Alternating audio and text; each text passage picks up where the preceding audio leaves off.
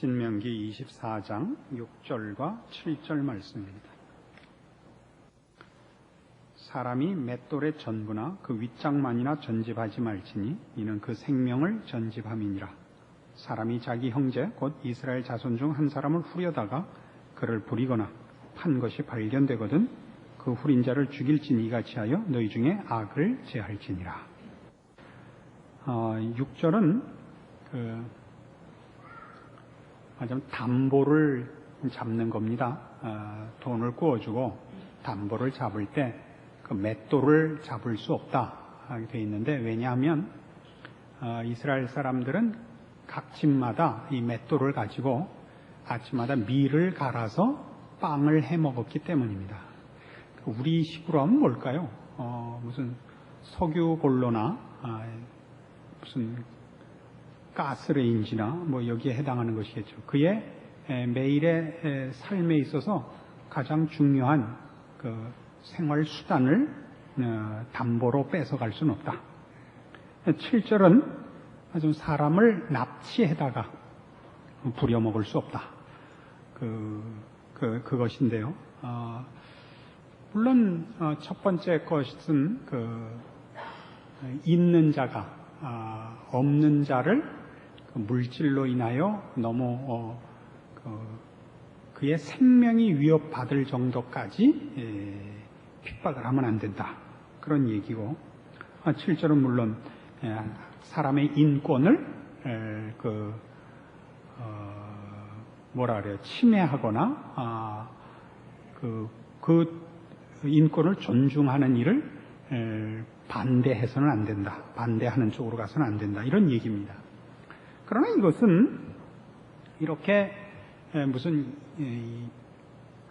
이념적이고 무슨 이상적인 얘기 정도가 아니라 현실적으로 훨씬 우리 주변에 늘 일어나는 얘기들을 이렇게 대표적으로 여기 설명한 것입니다.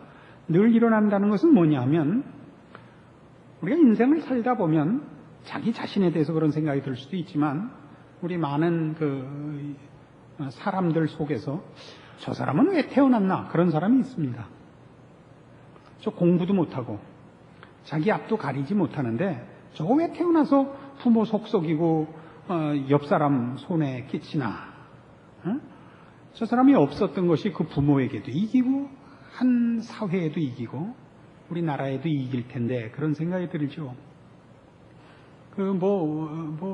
일종의 우스갯소리입니다만은 요 근래에 조선일보에서 지난 해방 이후 50년 동안 한국의 이러저러한 것들에 대한 조사가 있었죠. 설문조사 중에 예를 들면 우리나라의 정치 잘한 역대 대통령 그 순서가 나오고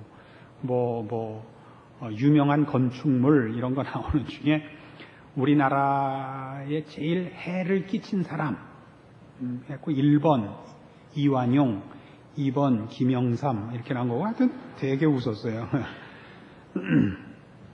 그런 사람이 있단 말이에요. 이 완용이 왜 태어났나, 영삼이 왜 태어났나, 이런 생각이 든단 말이죠. 그러니까 우리가 어떤 한 사람을 궁지로까지 몰아붙일 때는 너는 존재하지 않는 것이 더 낫다라고 생각하는 거다 이거죠. 그러니까 누구의 맷돌을 전집해오는 것은 너는 죽어도 싸다 이렇게 생각하는 거다 이거죠. 그러니까 그러지 말라는 것은 우리가 볼 때 저건 왜 있나 가 없다는 거죠.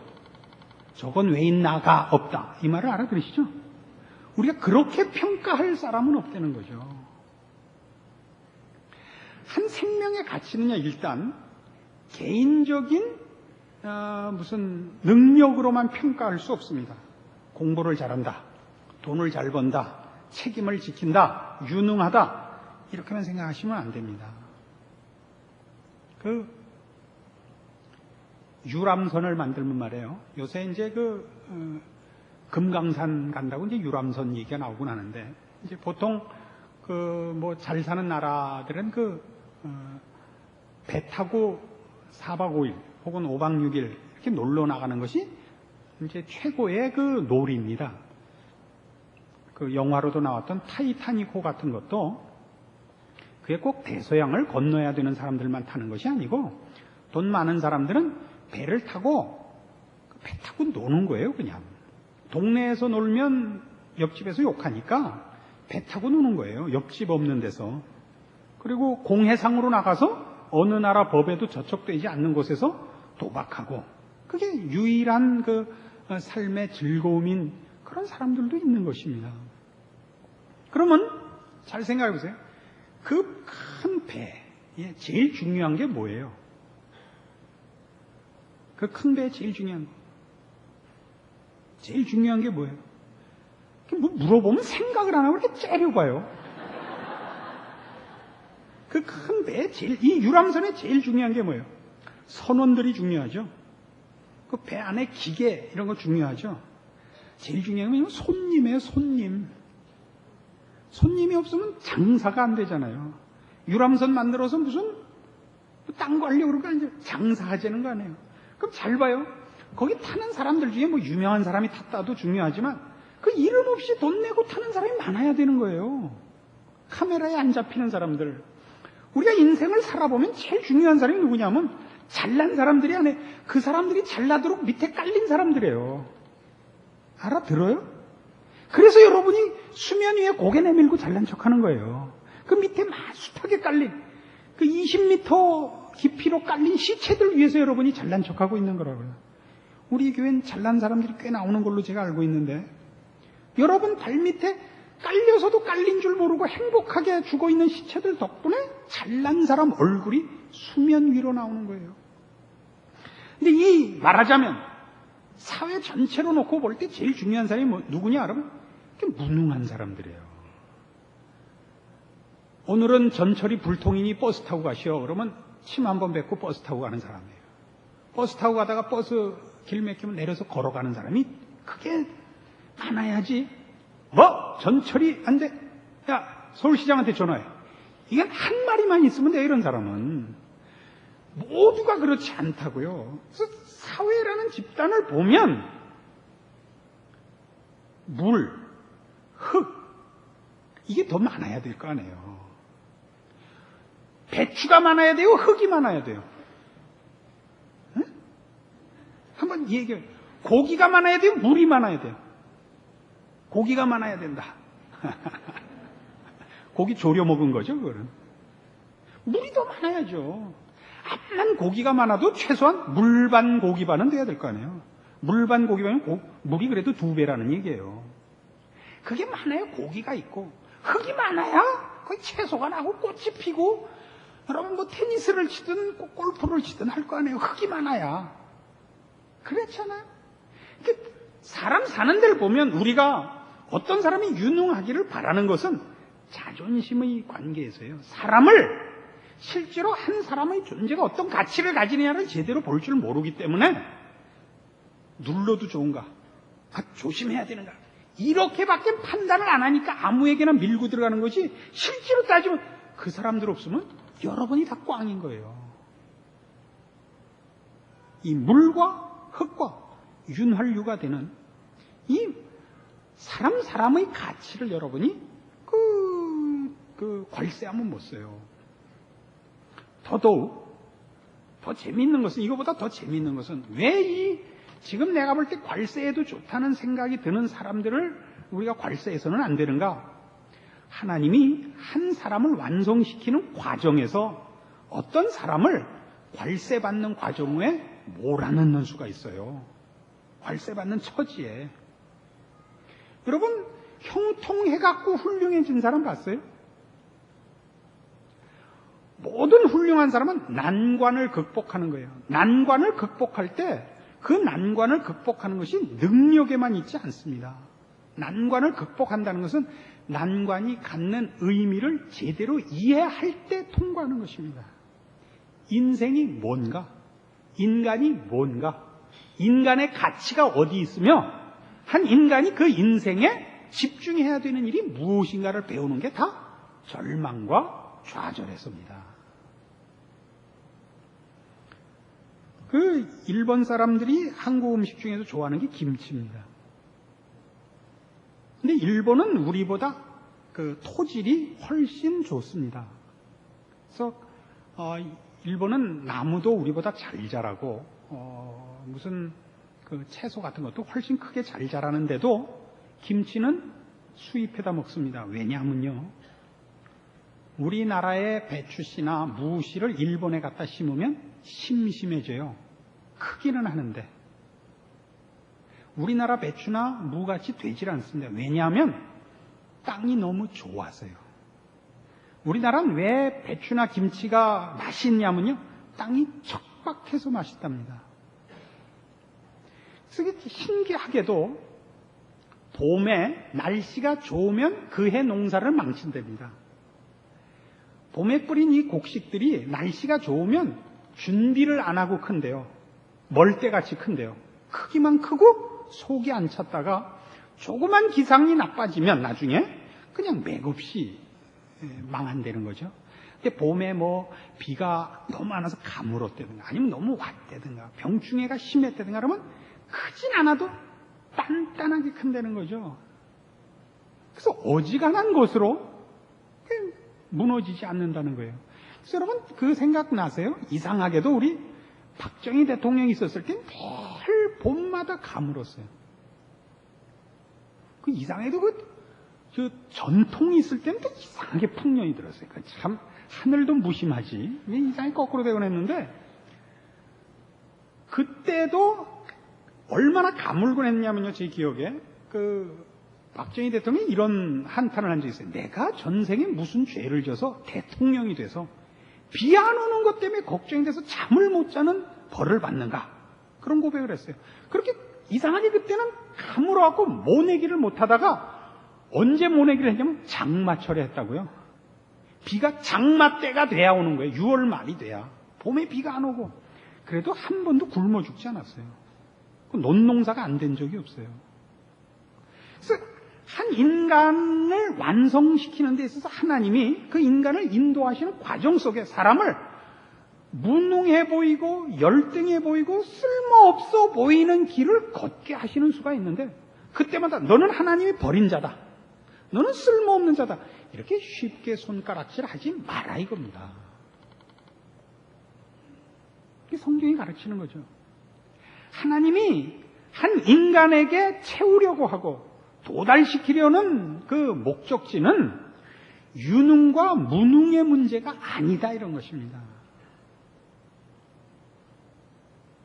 우리가 자존심으로 따지는 그런 기준이 아니더라 이겁니다. 우리가 잘 아는 대로 거룩의 싸움이거든요. 거룩의 싸움. 하나님을 알고 하나님을 기뻐하는 싸움이거든요. 근데 우리는 자존심을 기준한 싸움밖에 할 줄 몰라서 누구를 밀어도 좋고 밟아도 좋고 혹은 괄세해도 좋은 기준을, 세상적 기준을 갖고 보니까 이 가난하다든가 무능하다든가 지금 형편이 나쁘다 그러면 쉽게 가서 밟아버린단 말이죠. 그러지 말라는 얘기입니다. 그래서 우리는 이런 생각을 해야 됩니다. 지금 오늘 성경이 우리에게 가르치는 것은 말하자면 맷돌을 전집하지 마라, 납치해가지 마라 하는 얘기는 결국 이런 얘기가 돼요. 우리가 잘 되고 성공하는 일에 이웃이 경쟁자가 아니라는 겁니다. 이웃하고 나하고 둘 중에 둘 다 그 자리를 받을 수 없고 둘 중에 하나는 없어져야 그 이익이나 혹은 목적을 탈취하는 것이 아니라는 얘기죠. 우리 경쟁 상대가 아니라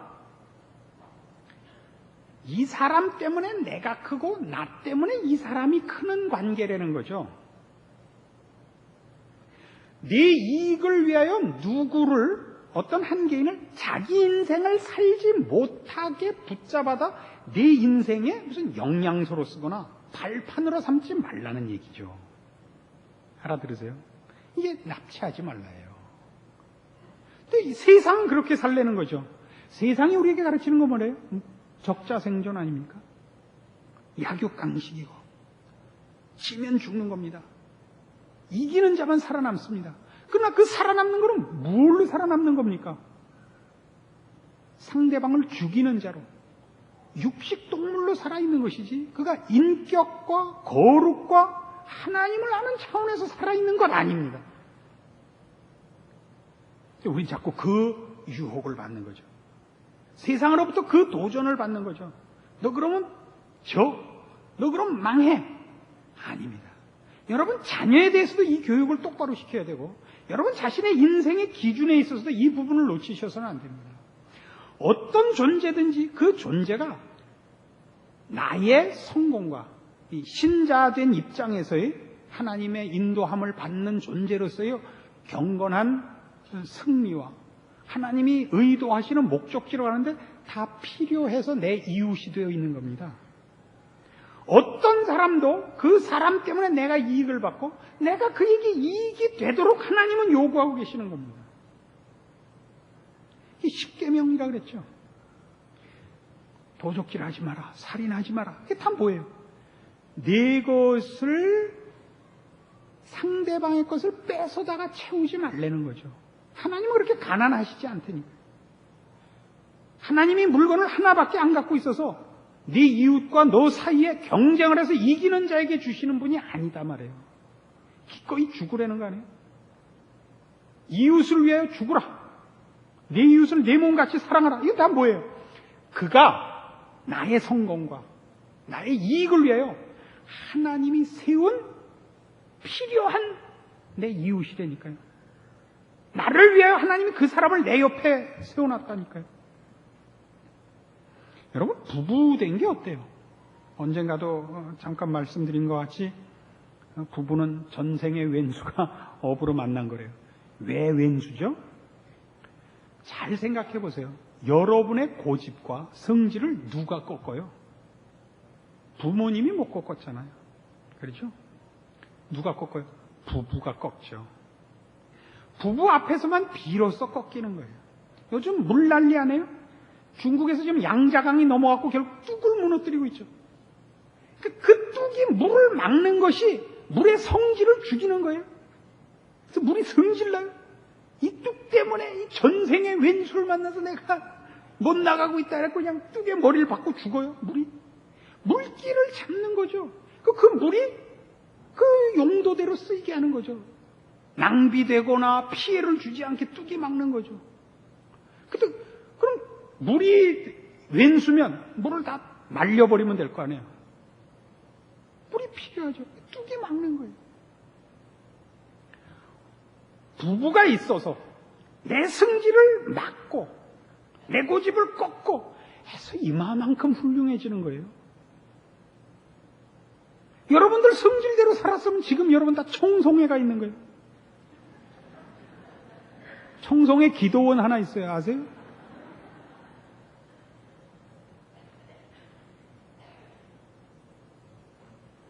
그래서 우리가 한 사람을 볼 때 이해관계로 보지 말라는 거죠.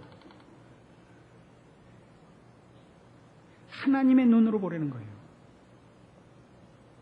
우리가 이해관계로 보면 사람에 대해서 말 막 하죠. 나한테 필요하면 아첨 떨고 내 이해에 반대되면 우린 무조건 그저 다 짓밟죠. 그러지 말라는 거죠. 우리가 이런 걸 어디서도 배우냐면요. 자연을 봐도 배워요. 자연에게 한 것이 인간에게 돌아온다. 이제 다 알게 됐어요. 공기 나빠지고 물 나빠지고 이러니까 우리가 깜짝 놀랐죠. 우린 지금 굉장히 나쁜 그 오염된 도시에 살아요. 아마 우리보다 공기 나쁜 데는 기껏해야 멕시코시티나 방콕 정도예요. 북경이나. 근데 우리가 한 4위쯤 나빠요. 이 공기가 나쁘면요, 나쁜 게 뭐이 많아요. 눈 나쁘죠. 저는 피부 알러지가 이렇게 생겨요. 여러 가지로 나쁜 게 있습니다. 우리가 언제 저질렀는지 모르는 잘못이 우리에게 다시 그 업보로 보상으로 돌아오고 있는 거죠. 사람에 대해서는 더 그래요. 내가 따뜻한 마음을 갖고 한 사람을 대하면 그 사람이 나한테 보상을 하는 게 아니라 하나님이 나한테 보상을 해요. 내가 누구를 의심하면 의심하는 게 귀신 들렀다는 거 아니에요? 사람을 한번 의심하기 시작하면 내가 평안이 없어져요. 누가 이런 얘기를 해요. 목사님, 어떤 선교사가 나가면서 지원을 부탁해서 도와드렸는데 나중에 보니까 사기꾼이더라. 가서 선교는 안 하고 선교 헌금 받아갖고 순 놀고 먹고 앉았더라. 이런 때는 그동안 한 헌금이 어떻게 되냐 이거예요. 그래서 당신이 한 헌금은 선교사한테 한 게 아니라 하나님께 한 거에다. 그 선교사가 그걸 어떻게 썼느냐는 하나님 앞에서 그 선교사가 회개할 문제요. 카운트할 문제요. 당신이 낸 돈은 하늘나라에 그대로 입금됐수다. 걱정 마시오. 똑같아요. 우리가 누구한테 잘해줄까 말까 할 때 무슨 생각이 드는 거예요? 잘해줘 봤자인데. 그거란 말이에요. 잘해줘 봤자인데. 아니요. 여러분이 누구에게 잘한 것, 이웃에게 잘한 건 하나님께 계산되는 겁니다. 그 사람이 나한테 보상하지 않는 건 하나님이 계산하실 것입니다. 이걸 놓치면 뭐가 되냐면 인생과 사회가 지옥이 되는 겁니다.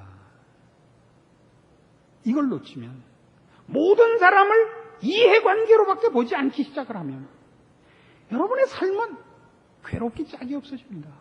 눈치 봐야 되고 뒤로 딴 생각해야 되고 여기서 하는 말 저기서 하는 말 달라야 하고 그러나 여러분이 이 마음을 갖고 하나님의 백성답게 살면 여러분 옆에 여러분 나무 그늘에 쉬러 오는 사람이 생기고 새가 와서 지저귀고 그게 꽃이 피고 여러분은 하나님의 사람으로서 사람들께 어떤 보상을 받는지는 2차적인 문제고 하나님 앞에 보상을 받는 평안과 행복과 넘치는 사랑 속에서의 행복을 매일 누리실 수 있습니다. 이거 우리가 놓치고 있는 것입니다. 그러니까 예수 믿는 것도 이해관계로 자꾸 써먹으려고 그래요. 오늘 성경을 보면 무슨 그날 점 보듯이 서쪽으로 가라 귀인을 만날 것이다. 이렇게 읽고 자빠졌으니까 그놈에게 은혜가 없는 거예요. 어떻게 하는 것을 하나님이 좋아하시는가? 무엇이 불변하는 우리 삶의 대원칙인가? 이런 것들 생각하시는 중에 모든 인간에 대하여 하나님이 저 사람을 지었고 저 사람의 존재는 나한테 유익하고 나는 저 사람을 하나님이 그 능력과 사랑과 열심으로 지은 대로 그렇게 대우하리라. 그 마음을 갖고 사세요. 여러분의 인생은 낙원이 될 것입니다. 그것이 무책임하게 그냥 가서 다 예금 통장 꺼내주고 집 열쇠해주고 이런 얘기가 아니에요. 이해관계를 떠난 인격과 인격의 그 마땅한 대우를 해주시라고요. 신용할 수 있느냐? 이건 다른 문제예요. 다른 문제예요. 여러분이 하나님의 사람으로 여러분 자신에 대해서는 모든 사람에 대해서는 이 정당한 하나님의 이 마음의 시각을 가지게 될 때 여러분의 인생은 바뀔 것입니다. 그리고 신앙의 보상이 뭔지를 알게 될 것입니다. 사는 재미, 그 속에서 열매 맺는 부요한 기적들을 체험하실 것입니다. 기도하십시다. 하나님 아버지 은혜를 감사합니다. 우리의 인생을 하나님의 마음과 뜻 가운데서 살 수 있게 하셔서 감사합니다. 이해관계를 떠나서 또 나 자신을 세상적인 차원에서 지켜내기 위하여 발버둥 칠 것이 아니라 하나님의 사람으로 넉넉하게 살 수 있게 하셔서 감사합니다. 사랑하고 주고 서로 신뢰하고 자신을 책임지듯 이웃 모든 사람들에 대해서도 하나님의 사랑을 입은 영혼임을 인식하는 대접을 해주고 그래서 서로가 서로에게 예의를 지키며 사랑으로 대하며 우리 하나님이 베푸시는 능력과 인도하심 속에 있는 인생인 것을 서로가 인정하며 살 때 우리가 신자된 보상을 받을 것과 우리가 만나는 영혼들이 하나님의 손길을 느낄 것을 믿습니다. 이 복된 우리의 책임이며 자랑인 신자된 본분을 벗어나지 말게 하시고 세상의 유혹과 시험 때문에 싸우고 죽이고 그 시체 위에 올라서는 승리를 바라는 못난 싸움에서 벗어나게 하여 주시옵소서. 예수님의 이름으로 기도합니다. 아멘.